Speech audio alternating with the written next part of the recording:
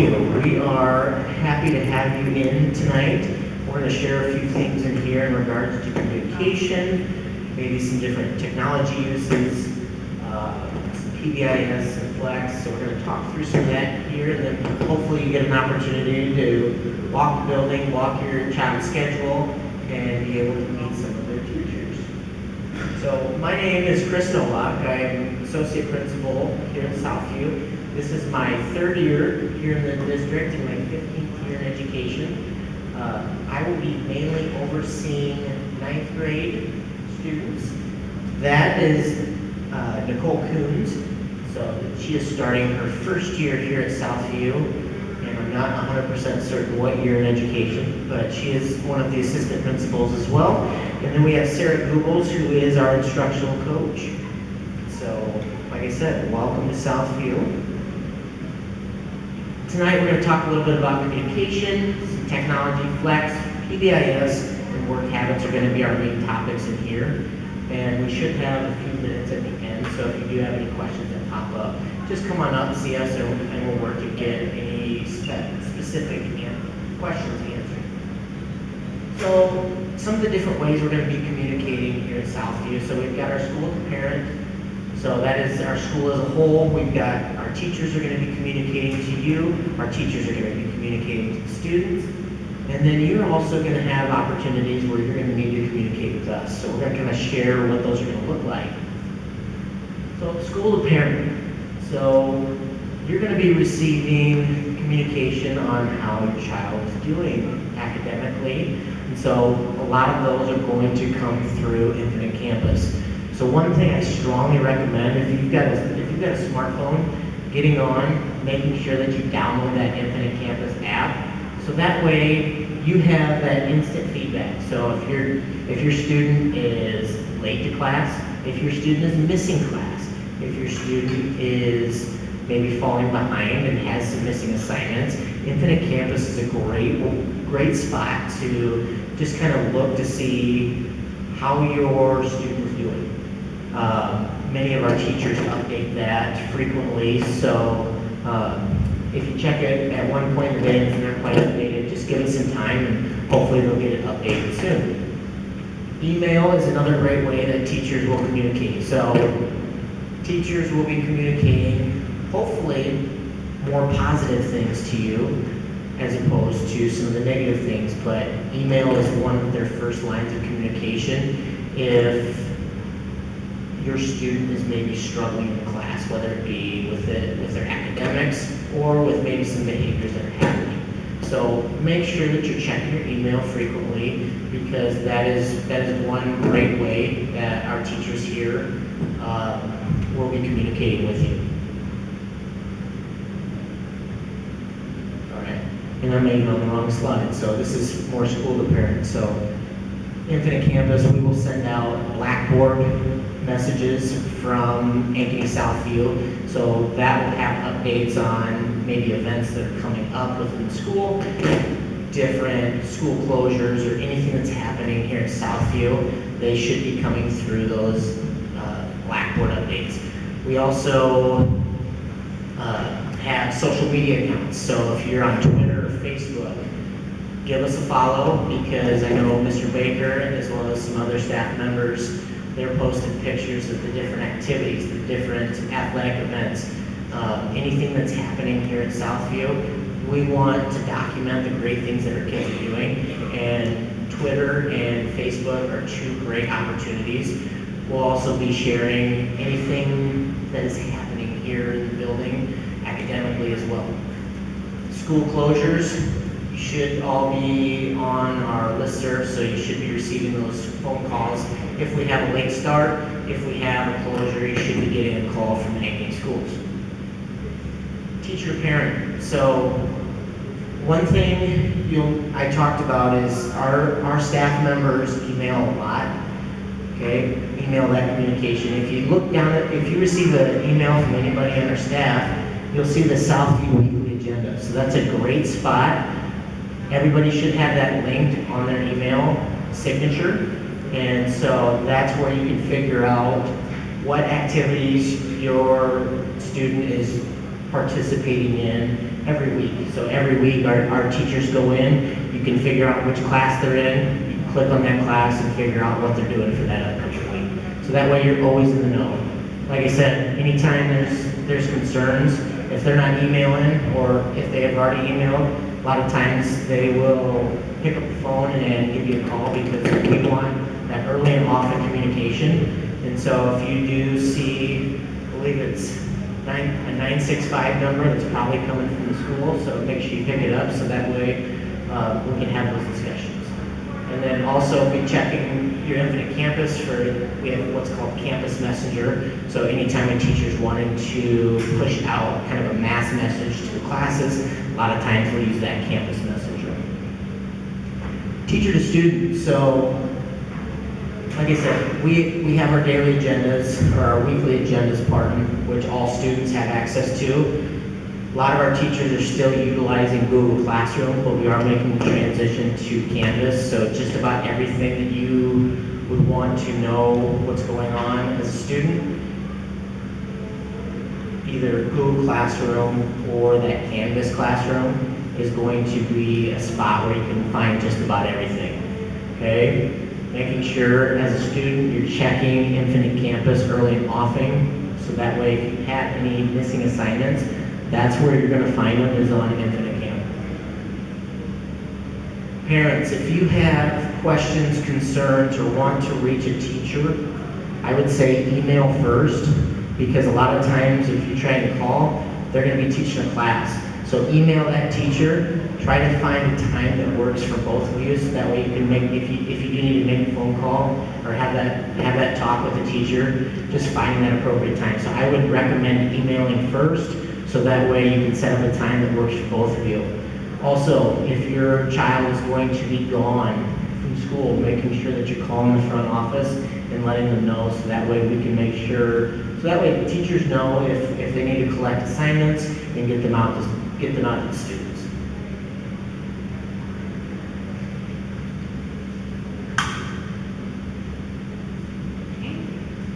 All right, so I'm Nicole Kuhns. I'm the new assistant principal here at Southview. As Chris said, this is my first year here. I think I'm starting year 12. It flies by, so now. But I get the pleasure of talking to you about technology today, which is very fitting because I got to talk to all of your students about technology as well during the first and second days of school. So hopefully this is a little less painless than my conversation with them, but nonetheless, here we go. So these are two different types of technology that your students have access to every day. Cell phones, obviously, that's a parent choice, but Chromebooks are something that every student has issued to them. While not all of our students have their Chromebooks quite yet, we're a little bit backlogged getting those out to students. They will, at some point this year, have access to their Chromebook on a regular basis. It's great for a lot of different things. It allows us to put a lot of things onto their Chromebook. They can carry it a little bit easier than a full load of textbooks. It allows us to use things like Canvas and Google Classroom to have access to those assignments all the time. There are also some negative things, some downfalls that come with technology. So we're going to talk about a few of those things and some ways to just be aware of how your students are using technology every day. So to start with, just a few things that you can do to help set up healthy boundaries at home. The first would be identify a quiet place in a common area of your home for students to work on their homework. This is twofold. I think we all know that technology can be very distracting, so while your homework might be online, so are about 40,000 other things, especially YouTube items, that are really more interesting oftentimes than what your homework might be. And so putting the computer in a common space and ensuring that, hey, I'm able to check in frequently with you helps keep our students on track and maybe avoiding some of the inappropriate content that they might have access to should they be somewhere that's maybe not as public. Setting clear expectations for technology use at home. Some families that I've talked to have set some limits on how much technology students can have at home. Others have set a particular time where all technology gets shut off for the night. Again, as adults, I think we know how addicting technology can be. Having access to a cell phone at all hours of the night can really impede sleep. So setting those healthy boundaries for students so that they're able to get that sleep that they need, learn some healthy boundaries so that they can be more productive as students. Utilizing parental controls. This is something that obviously you all have access to as parents. And certainly something that can be very beneficial in making sure that students are not accessing things before they're ready to access something. Making sure that students know that everything is public. On the first and second day of school, they heard me say a couple of times that if you don't want it on the front page of the newspaper, don't post it.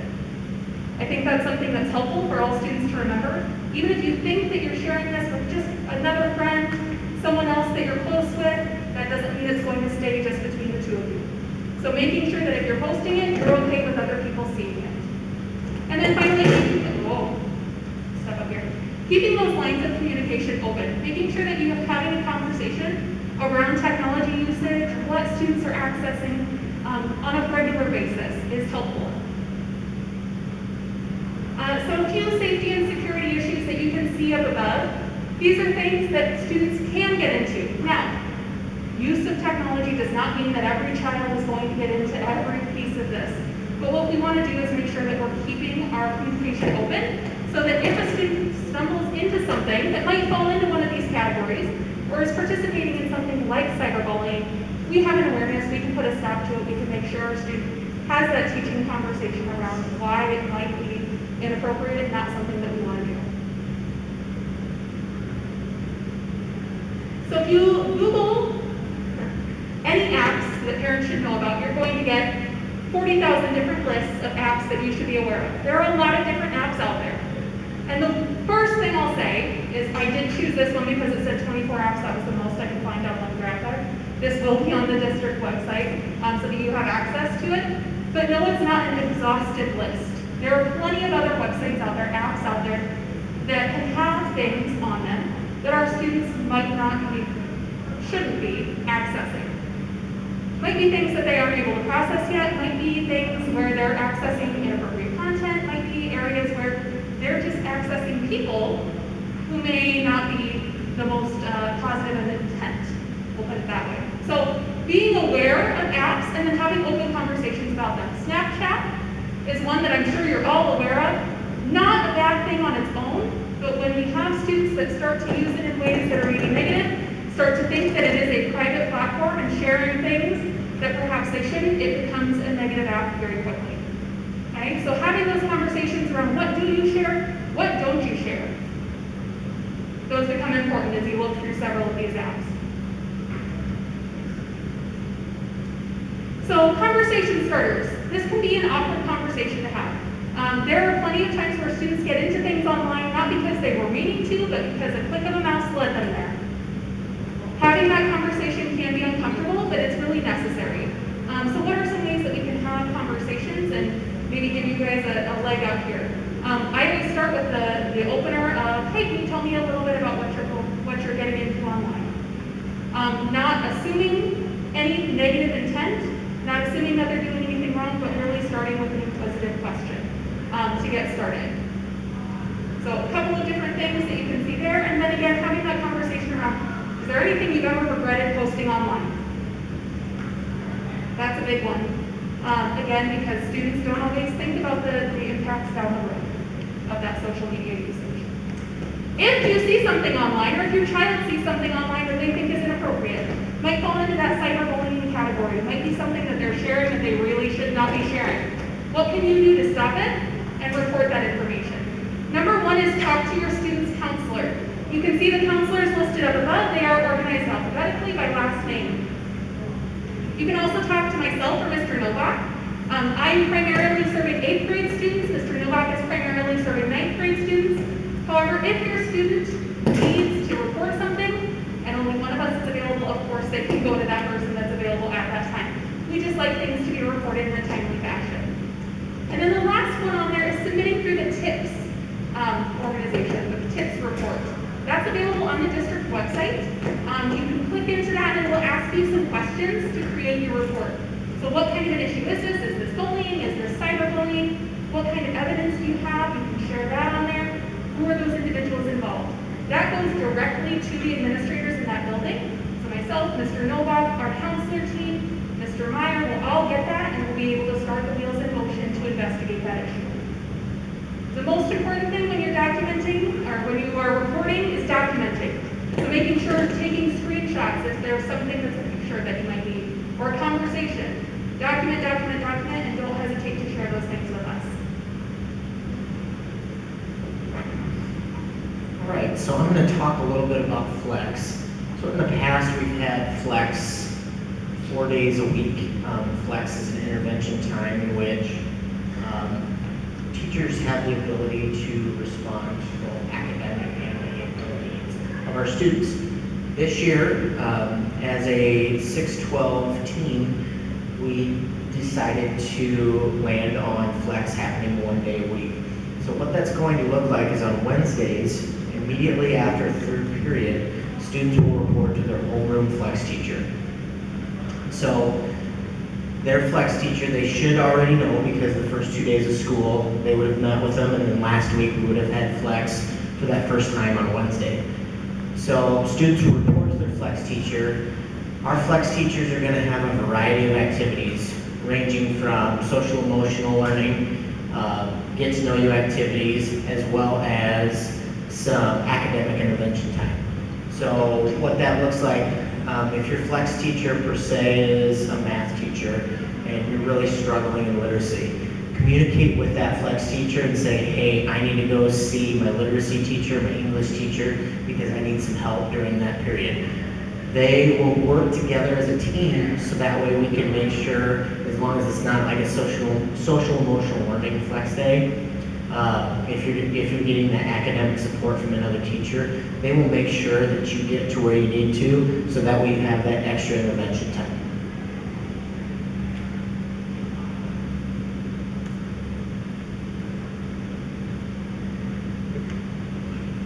Okay, PBIS stands for Positive Behavior Intervention and Supports.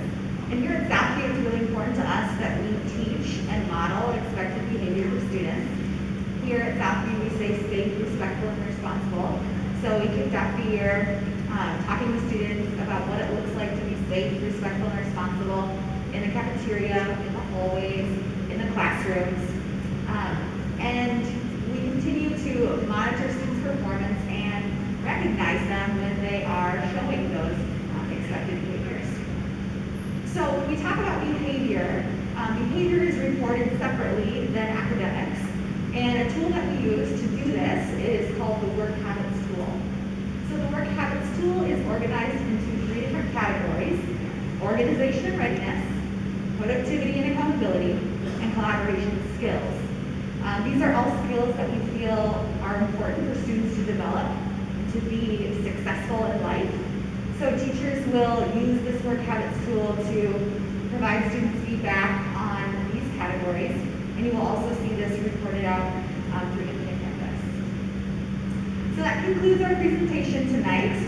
We like to say at Southview, every student, every staff member, every day, we thank you for your time tonight, and you can proceed into the hallways and meet the teachers at this time.